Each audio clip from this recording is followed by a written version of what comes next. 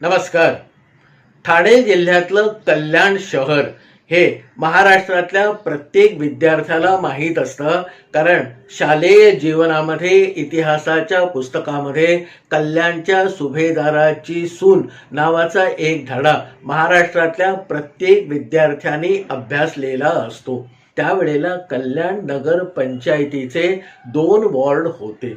या 2 शेजारी शेजारी असलेल्या वॉर्डामधून सातत्याने 2 ठराविक कार्यकर्ते किंवा राजकीय पक्षाचे प्रतिनिधी त्यावेळेला नगरपंचायतीवर निवडून येत होते.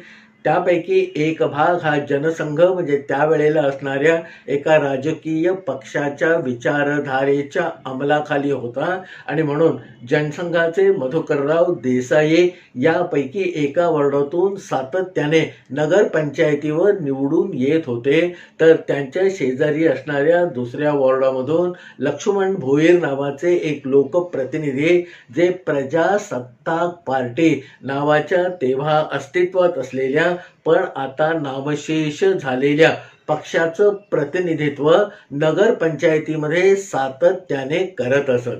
त्यावेळचं राजकारणाचा पोत होता हा खूपच वेगळा होता. लक्ष्मणराव भोईर आणि हे मधुकर देसाई दोघेही त्यावेळेला कल्याण शहरापासून 4-5 किलोमीटरवर असणाऱ्या NRC नावाच्या कंपनीमध्ये कामाला होते. मधुकरराव देसाई थोडेसे शिक्षित असल्यामुळे ते त्या कंपनीमध्ये सुपरवायझर पदाची जबाबदारी सांभाळत होते आणि लक्ष्मणराव भोईर हे त्याच कंपनीमध्ये मेंटेनन्स डिपार्टमेंटमध्ये एक अतिकुशल फिटर म्हणून काम करत होते. निवडणुका संपल्या की त्याच्यानंतर हे दोघेही जण सकाळी उठून आपल्या बायकोनी दिलेला भाजी पोळीचा डबा आपल्या सायकलच्या हँडलवर लावत आणि सायकलवर टांग टाकून आपली कंपनी म्हणजे कामाचं ठिकाण NRC गाठत असत. संध्याकाळपर्यंत तिथे दिलेल्या जबाबदाऱ्या पार पाडत दिलेलं काम पूर्ण करत असत आणि त्याच सायकलवर संध्याकाळी टांग टाकून परत एकदा आपलं घर गाठत असत. घरी आल्यानंतर नेमके 2-4 तास जे मिळत असत त्यापैकी 1.5-2 तासामध्ये जे सामाजिक काम नावाचं मनापासून श्रद्धेने आणि समाजाच्या खऱ्या उद्धारासाठी केलं जाणारं काम असे ते हे दोघेही जण मनापासून करत असत. त्यावेळेला एकंदरच वकूफ या शहराचा फार कमी असल्यामुळे नागरी समस्या म्हणाव्या अशा फार नसत. पण आपल्याकडे कोणी काही मदत मागायला आला तर त्याला शक्य होईल तेवढी कायदेशीर मदत ताबडतोब करण्याचं या लक्ष्मणराव भोईर आणि मधुकरराव देसाईंचं वर्षानुवर्ष अंमलात आणलेलं धोरण होतं. 1961 साली या देशामध्ये जनगणना झाली. तिथे मग लोकसंख्येचे जे निकष होते ते बदलले आणि या दोन्ही वॉर्डाचा पुढच्या निवडणुकीसाठी एकच वॉर्ड झाला. मधुकरराव देसाई आणि लक्ष्मण भोईर हे उमेदवार म्हणून किंवा प्रतिस्पर्धी म्हणून एकमेकांच्या समोर उभे ठाकले. निवडणुकीचे अर्ज भरून झाले. मग प्रचाराचा धूमधडाका उडाला. प्रत्यक्ष मतदान झालं आणि 3ऱ्या किंवा 4थ्या दिवशी मला वाटतं शनिवारी या एकंदर निवडणुकीचा निकाल लागला आणि त्याच्यामध्ये लक्ष्मणराव भोईर चांगल्या मताधिक्याने निवडून आले. मधुकरराव देसाईचा तसा नाही म्हटला तरी पक्का पराभव झाला. दुसऱ्या दिवशी रविवार म्हणजे सुट्टीचा दिवस होता आणि आपल्याला आश्चर्य वाटेल की 3ऱ्या दिवशी म्हणजे सोमवारी परत एकदा आपल्या बायकोनी तयार करून दिलेला भाजी पोळीचा डबा आपल्या सायकलच्या हँडलला लटकवून मधुकरराव देसाई आणि निवडून आलेले लक्ष्मणराव भोईर सायकलवर टांग टाकून आपापल्या कंपनीमध्ये कामासाठी हजर झाले. दिवसामागून दिवस जात होते. या मधुकरराव देसाईंना अतुल नावाचा मुलगा होता आणि पुढच्या 4-6 महिन्यामध्ये त्याने आपल्या वयाची 6 वर्ष पूर्ण केली आणि आता याला शाळेत घालायचं असा विचार मधुकरराव देसाईंच्या घरामध्ये सुरू झाला. मधुकरराव देसाई आणि त्यांच्या पत्नीने अतुलचे जे सगळे कागदपत्र होते ते जमा केले आणि त्यावेळेला कल्याणमध्ये नामवंत म्हणावा अशा ज्या 2-3 शाळा होत्या, त्या शाळेमध्ये कुठेतरी आता यावर्षी आपल्या अतुलला ॲडमिशन मिळाली पाहिजे या इराद्याने या मधुकरराव देसाईने 2-3 ठिकाणी शाळेच्या प्रवेशाचे जे अर्ज असतात ते अर्ज भरले. अर्ज भरल्यानंतर मग पुढची प्रक्रिया सुरू झाली आणि मग एक एक नकार घंटा या मधुकरराव देसाईंच्या कानावर पडायला लागले. ज्या ठिकाणी त्यांनी शाळेमध्ये 2-4 ठिकाणी अर्ज केले होते त्या 4ही ठिकाणाहून तुमच्या मुलाला प्रवेश मिळणार नाही असं एक त्रोटक उत्तर त्या शाळेच्या व्यवस्थापनाकडून मधुकरराव देसाईंना दिलं गेलं. या सगळ्या धावपळीमुळे हळूहळू या मधुकरराव देसाईंचं कामावरचं लक्ष उडायला लागलं. दर दिवसाला दर तासाला त्यांच्या मनामध्ये या अतुलचं आता हे शैक्षणिक वर्ष फुकट जातं की काय असे निराशेचे किंवा काळजीचे विचार मनामध्ये रुंजी घालायला लागले. तशातच एके दिवशी रविवारच्या वेळेला आपल्या घरात सकाळी येऊन पडलेलं वर्तमानपत्र निराश अवस्थेमध्ये पण वेळ जात नाही म्हणून चाळत बसलेल्या मधुकरराव देसाईंच्या चाळीतल्या खोलीसमोर एक माणूस येऊन उभा राहिला. त्या माणसाने खाकरून खोकरून आतमध्ये पेपर वाचत असलेल्या मधुकरराव देसाईंचं लक्ष आपल्याकडे ओढून घेतलं आणि मग त्यांना म्हणाला की मी साहेबांकडून आलो आहे आणि उद्या सकाळी 11 वाजता साहेबांनी तुम्हाला बोलावलं आहे की मी लक्ष्मण भोईर साहेबांचा PA आहे आणि आमच्या साहेबाने उद्या सकाळी 11 वाजता तुम्हाला त्यांच्या घरी बोलावलेलं आहे. एवढा त्रोटक निरोप सांगून दारामध्ये उभा असलेला तो तरुण मागच्या पावलाने परत निघून गेला आणि मग हळूहळू मधुकरराव देसाईंना लक्ष्मण भोईर म्हणजे आपला निवडणुकीतला प्रतिस्पर्धी त्याच्याकडून हा माणूस आलेला आहे या इतक्या गोष्टीचा उलगडा झाला. आता या लक्ष्मण भोईरने उद्या आपल्याला का बोलावलं आहे याचं संध्याकाळपर्यंत योग्य असं उत्तर मधुकरराव देसाईंना काही मिळालं नाही. दुसऱ्या दिवशी सोमवार होता. सोमवारी सकाळी उठून आपलं सकाळचं काम झाल्यानंतर आपल्या मुलाच्या ॲडमिशनची चिंता आपल्याला पोखरत असताना 10 वाजता आपल्या घरातून निघून सायकलवर टांग टाकून पुढच्या 15-20 मिनिटांमध्ये हे मधुकरराव देसाई लक्ष्मण भोईरांच्या चाळीमध्ये असलेल्या घरापर्यंत पोहोचले. त्या घराला भलं मोठं कुलूप बघून मधुकरराव देसाई थोडेसे अचंबित आणि जास्त खजील झाले. कोणीतरी माणसाने येऊन काहीतरी निरोप आपल्याला दिला आणि त्याची खातर जमा न करता आपण थेट या लक्ष्मणाच्या घरी येऊन पोहोचलो. हे आपलं थोडंसं चुकलं असं कुठेतरी मधुकरराव देसाईंना वाटायला लागलं.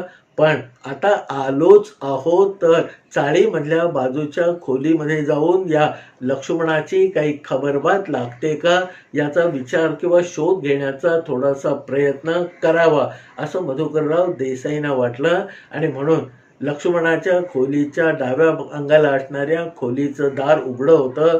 तिथपर्यंत मधुकरराव देसाई गेले आणि आतमध्ये शिवणकाम करणाऱ्या एका बाईला त्यांनी शुकशुक करून तिचं लक्ष आपल्याकडे वेधून घेतलं आणि मग तिला आपला प्रश्न विचारला की शेजारी जे लक्ष्मणराव भोईर राहतात त्यांच्याकडे मी आलो होतो पण त्यांच्या घराला कुलूप आहे तर लक्ष्मण भोईर कुठे भेटेल. आता लक्ष्मण भोईर कुठे भेटेल हा लक्ष्मण भोईरांचा एकेरी उल्लेख ऐकून घरामधली ती बाई सुरुवातीला जपापली आणि मग त्यांनी सांगितलं की लक्ष्मणराव भोईर सध्या आपल्या साईटवर काम बघत असतील. मग ती बाई घराच्या बाहेर 2 पावलं टाकून आली आणि मग उजवीकडे एका ठिकाणी लांबवर बोट दाखवत म्हणाले की बाबा तिथे तो रिकामा प्लॉट आहे, तिथे या लक्ष्मणरावांची साईट सुरू आहे आणि आता 10:30-11 वाजलेत म्हणजे ते तुम्हाला तिथे नक्की भेटतील. लक्ष्मणरावांकडे जाण्यासाठी मधुकरराव देसाईंनी आपली पावलं उचलली आणि पुढच्या 2-5 मिनिटांमध्ये ते त्या साईटवर पोहोचले. एका भल्या मोठ्या प्लॉटवर एक चांगलं घर बांधायचं म्हणजे प्रशस्त बंगला बांधायचं काम सुरू होतं. तिथे कामगारांची लगबग सुरू होती, मशीनची धडधड सुरू होती आणि आपला लक्ष्मण भोईर कुठे दिसतो आहे का असं शोधक नजरेने 1-2 मिनिटं जेव्हा हे मधुकरराव देसाई त्या प्लॉटवर उभं राहून बघायला लागले, तेव्हा समोरून येणाऱ्या एका माणसाने गलेगठ्ठ शरीराच्या व्यक्तीने आसामीने लांबूनच नमस्ते करून त्यांचं लक्ष आपल्याकडे वेधून घेतलं आणि त्या नमस्तेकडे बघितल्यावर त्यांना पटकन लक्षात आलं की हा लक्ष्मण भोईर या गेल्या 5-7 महिन्यामध्ये आमूलाग्र किंवा प्रचंड बदललेला आहे.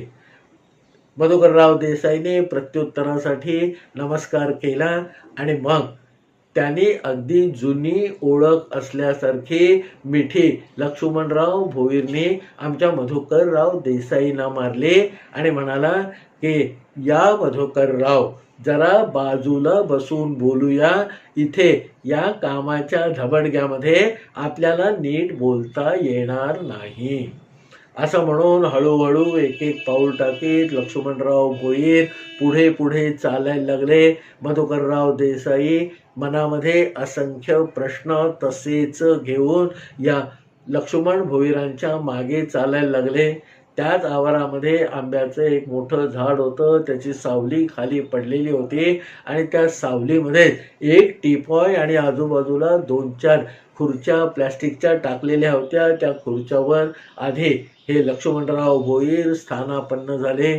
त्यांनी हाताने झटकून आपल्या शेजारची खुर्ची साफ केली आणि मधुकरराव देसाईंना सन्मानाने मानाने या साहेब असं आविर्भावाने दाखवत बसायची खूण केली.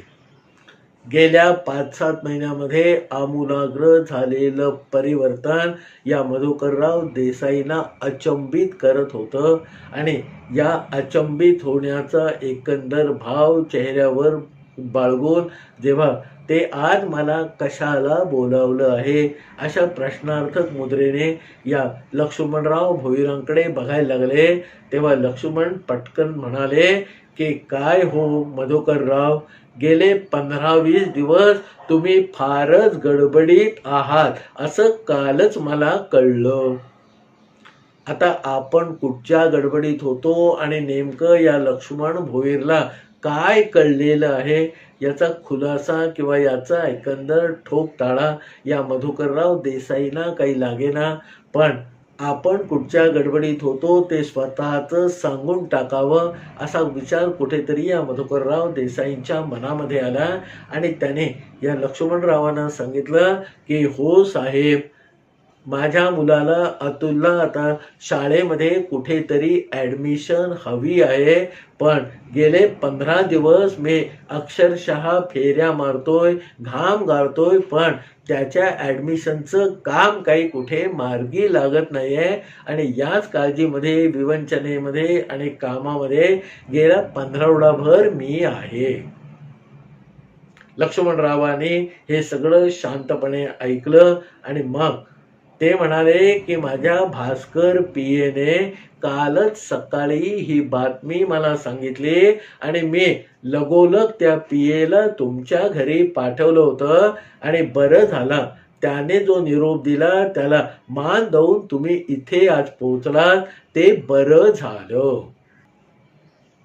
आपण काळजीमध्ये आहोत, गेले 15-20 दिवस अतिशय प्रयत्न करत आहोत, ते कालच या माणसाला कळलं, त्याने पीए पाठवून आपल्याला बोलावून घेतलं. याच्यामध्ये खरं बरं काय झालं हा प्रश्न त्या मधुकर देसाईंच्या मनामध्ये रुंजी घालत असताना लक्ष्मण भोईराने आपल्या नेहमीच्या पद्धतीने चुकचुक करून लांब असलेल्या एका माणसाला आपल्याकडे बोलवलं. तो माणूस आला, त्याच्या कानाशी लागून मग काहीतरी लक्ष्मणराव भोईर बोलले आणि मग घोड्यासारख्या उड्या मारत पुढच्या 2-4 मिनिटांमध्ये तो माणूस त्या कंपाऊंडच्या बाहेर पडला.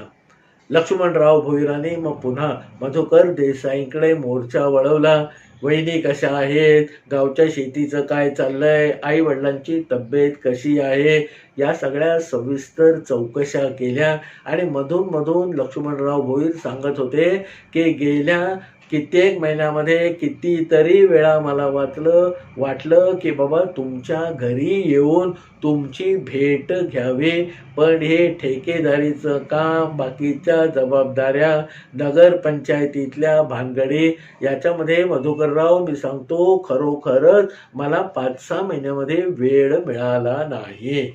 आता तुम्ही चहा घेणार का थंडा मागवू, असं लक्ष्मणराव भोईरांनी शेवटी या मधुकररावांना विचारलं. मधुकररावांनी सांगितलं की बाबा चहा घेत आणला तरी चालेल. मग लक्ष्मणरावांनी परत एकदा चुकचूक करून दुसऱ्या माणसाला परस्पर चहाची ऑर्डर दिली. आणि तेवढ्या होईपर्यंत जो 15-20 मिनिटाचा काळ गेला, तेवढ्या काळामध्ये या धावत गेलेल्या माणसाने परत दौडत येत मधुकररावांच्या कडे बघत लक्ष्मणरावांच्या हातामध्ये 4 कागद ठेवले.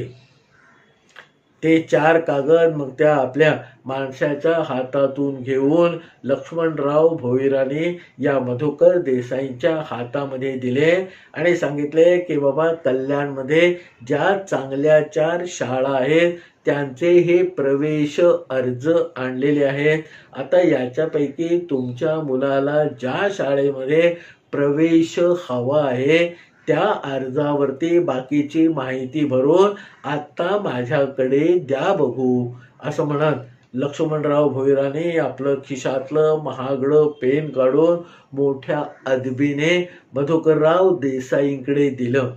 आता आपल्या घराजवळ असणारी विद्या विकास प्रशाला आपल्या पहिल्यापासून मनामध्ये आहे हे मधुकरराव देसाईला तक्षणी आठवलं. आणि मग त्या शाळेचा फॉर्म व्यवस्थितपणे भरून खाली पालकाची सही होती, तिथे पालकाची सही करून तो अर्ज मग त्याने परत लक्ष्मणराव भोईरांकडे दिला. मग लक्ष्मणराव भोईर म्हणाले आता चहा येईल. एवढं म्हणेपर्यंत त्याने तिथेच काम करणाऱ्या तशाच व्यवस्थित असणाऱ्या एका दुसऱ्या माणसाला बोलावलं. त्याच्या कानाशी काहीतरी कुजबूज केली. त्याच्याकडे मग मधुकरराव देसाईंनी भरलेला तो अतुलच्या म्हणजे मधुकरराव देसाईंच्या मुलाच्या शाळेच्या प्रवेशाचा अर्ज दिला आणि त्याला पिटाळून लावलं. होता होता अर्धा पाऊण तास असाच निघून गेला. मगाशी या शाळा प्रवेशाचा अर्ज घेऊन धावत गेलेला माणूस पळत अर्ध्या तासानंतर लक्ष्मणरावांकडे आला आणि त्याने आणखीन काही 2-4 कागद या लक्ष्मणराव भोईरांच्या हातामध्ये दिले. त्या सगळ्यावर एकदा नजर फिरवून ते सगळे कागद मग लक्ष्मणराव भोईराने मधुकरराव देसाईंच्या हातामध्ये दिले आणि सांगितलं की मधुकरराव, तुमच्या मुलाची ॲडमिशन तुम्ही सांगितलेल्या शाळेमध्ये झाली आणि त्याची या वर्षाची पूर्ण फी भरून झालेली आहे. त्या फीच्या पावत्या आणि तुम्हाला प्रवेश दिल्याबद्दलचं पत्र हे आता तुम्ही तुमच्या ताब्यात घ्या. वहिनींना माझा नमस्कार सांगा आणि सुरू होणाऱ्या शाळेमध्ये जाण्यासाठी जी काही तयारी लागेल ती तुमच्या मुलाची म्हणजे अतुलची करायला उद्यापासून तुम्ही सुरुवात करा. मग लक्ष्मण भोईराने उठून मधुकरराव देसाईंच्या पाठीवर भली मोठी थाप मारली आणि म्हणाले की मधुकरराव, याच्यामध्ये मी काही फार केलं आहे असं तुम्हाला वाटता कामा नये. अहो, निवडणुका येतात जातात, त्याच्यामध्ये हारजीत होतच असते. आज मी निवडून आलेला आहे म्हणून तुमचं हे काम मी माझ्या मनाला बरं वाटावं म्हणून मार्गी लावलेलं आहे. आणि न जाणो पुढच्या निवडणुकीमध्ये तुम्ही निवडून आलात तर त्या काळी माझी सुद्धा कामं मार्गी लागायला हवीत ना. त्याच्यासाठी हे सगळं आहे. तुम्ही खंत किंवा उपकाराची भावना बिलकुल ठेवू नका. राजकारणामध्ये शत्रू कोणीच कोणाचा नसतो, फक्त मित्रच एकत्र आलेले असतात आणि एक मित्र दुसऱ्या मित्राचे आपल्या सामान्य जनांच्या नकळत योग्य ती काळजी कायम घेत असतो. त्यालाच म्हणतात राजकारण.